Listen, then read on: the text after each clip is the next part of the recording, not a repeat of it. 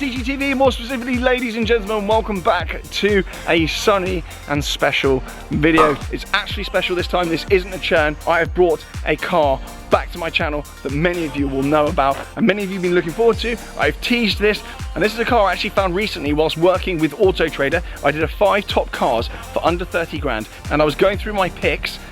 This car came up. This car is a car I've previously owned, and this is also a car that many of you will remember me with back in the day, sort of 2013, 2014 maybe, with Paul Wallace.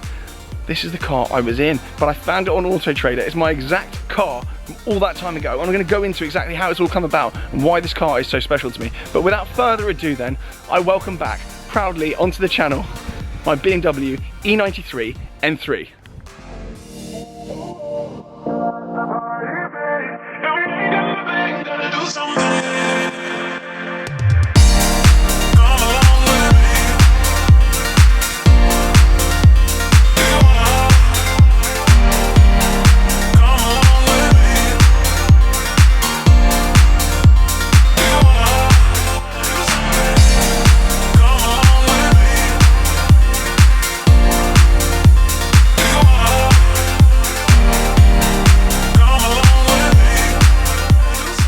It's absolutely crazy then that this thing is back in my possession. The very same key that I picked up brand new in 2013 is back in my hand, and the car is back with me. It is an E93 M3 in Santorini blue, a pretty rare car, but it's also what's called the LE 500, which means the limited edition 500, meaning there's 500 variants of these split into coupes, cabs, manuals and DCTs, split across white, red and Santorini blue. I think there might be black ones as well, possibly.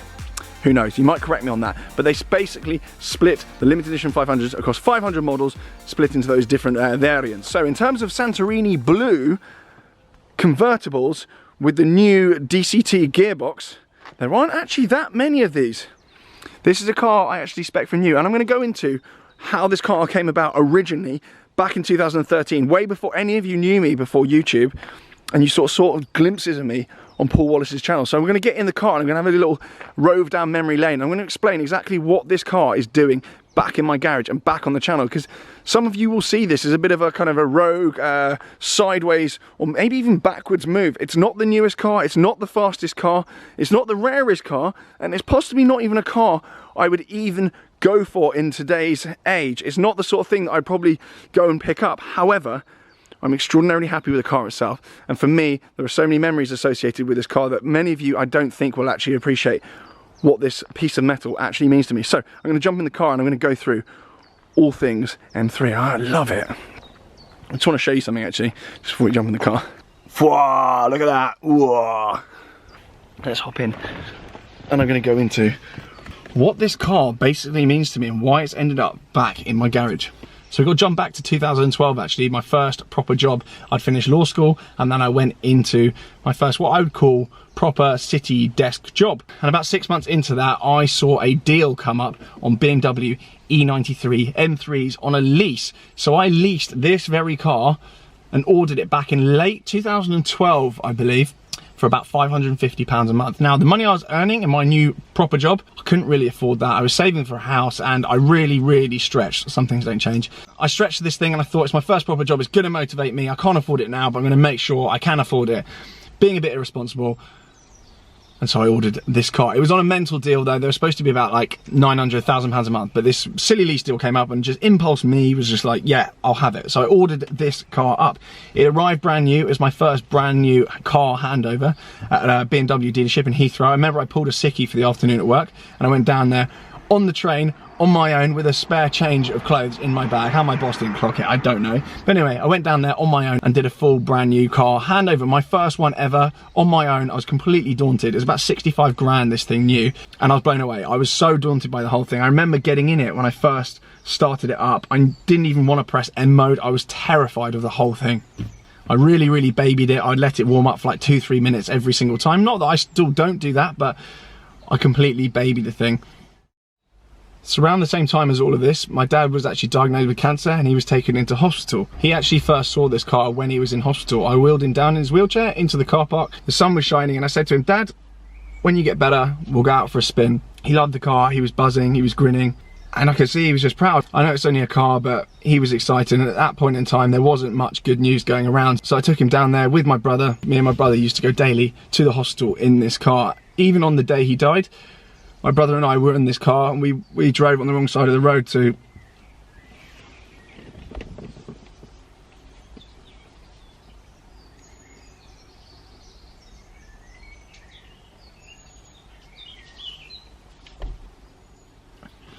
Sorry.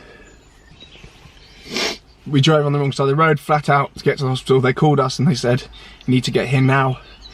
So James and I were in this car, and we just got to him literally 30 seconds before he went.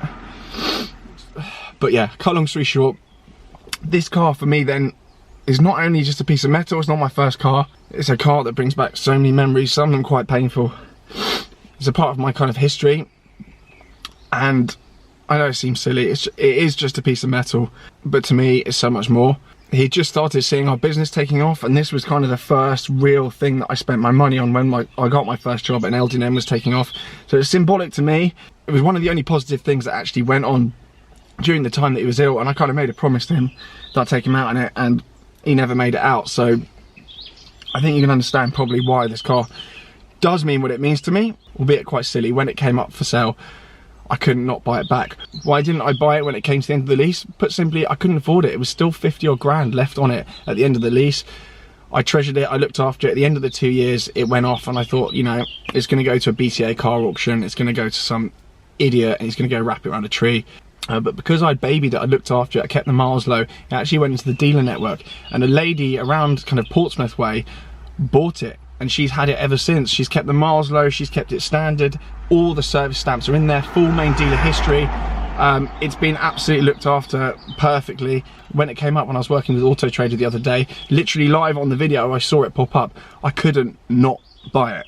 I know that sounds silly, and I know it looks really flippant, oh, I'll just go and buy an M3. It's nothing like that at all. I wasn't planning to buy this car, but I just couldn't not buy it. So that's the story behind it. I've probably had to cut quite a lot of that out. Sorry for getting a little bit soppy there.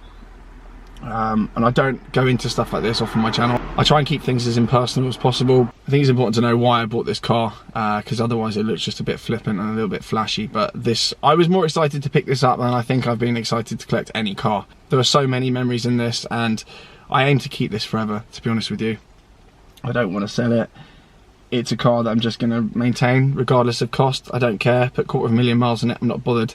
This is mine now, it's back in the garage, it's here to stay, and I want to take it to Europe and do all sorts with it. I think it's a cool car anyway. Metal folding convertible, V8, it's sick. I absolutely love it. And also one thing, when I got the car, from 500 miles, I actually did an OEM exhaust mod as well, so it sounds pretty sick as well. But yeah.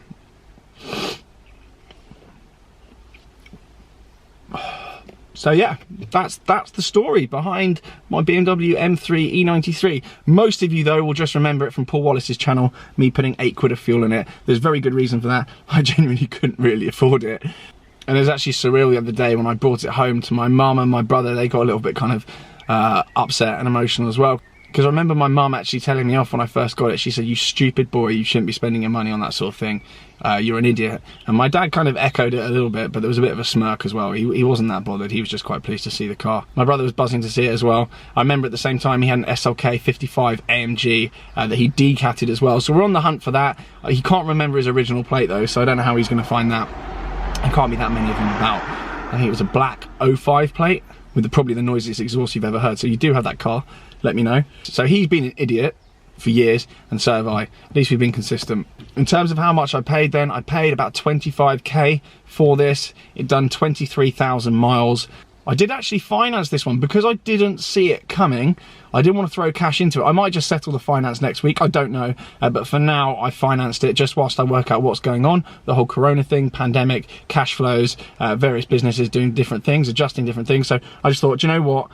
Work out what I'm doing cash flow wise, and I've funded it. So I've actually funded that with Charles and Dean, the guys that did my Carrera GT. If you want finance details, that's all below.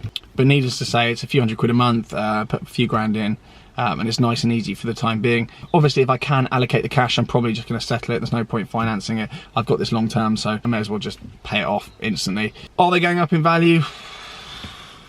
Don't know, don't think so. and not being horrible about it, but I really don't care. This car is extremely important to me, and I don't care if it's going up, don't care if it's going down. It's going to stay in my possession. Probably give it to my kids, if petrol's still allowed then. And they'll probably instantly sell it, to be honest, because it's a bit Marmite, the spec. So yeah, fun and games. And it'd be cool to put this next to the Carrera GT, kind of the start of my journey. And if you like, almost the end of my journey. I don't see myself getting anything other than the Carrera GT at that end of the market anytime soon. Hopefully I'll buy maybe a TDF, an F40, something like that later this year, early next year. But for now, my kind of big car buying nonsense has ground to a bit of a halt, not because of economic reasons, but actually because there's nothing really that I want. I've kind of feel like I've scratched the itch. I've done the kind of big end purchase stuff, and I've decided what I really like. Love the Pista. That thing is incredible. It's a phenomenal car. It's a piece of art. It's ridiculous. I love the Pista. F12 is incredible. Carrera GT is incredible. I don't see where I can go from any of those cars, so they're all going to stick around.